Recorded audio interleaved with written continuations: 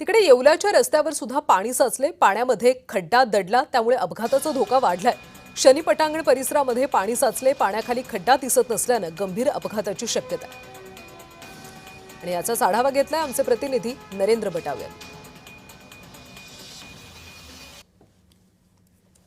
पहिल्याच पावसामध्ये आपण बघितलं तर येवला शहरासह जे महामार्ग जे आहे त्या भागात पाणी साचल्याचं चित्र यावेळी दिसून येत आहे। आपण बघितलं तर एकंदरीत शहरातील शनी पटांगण भाग असो अथवा विविध ठिकाणी असे जे खड्डे रस्त्यावर पडले, या ठिकाणी पावसाचे पाणी साचलेले आहेत। आपण आता सध्या उभे आहोत इंदोर पुणे महामार्गावरील येवल्यातील विंचूर चौफुली या ठिकाणी महामार्गालगतच मोठ्या प्रमाणात पाणी साचलेले आहे। या ठिकाणी आपण बघितलं तर समोर बॅरिकेड लावलेले आहे। या बॅरिकेडच्या ठिकाणी मोठा खड्डा आहे।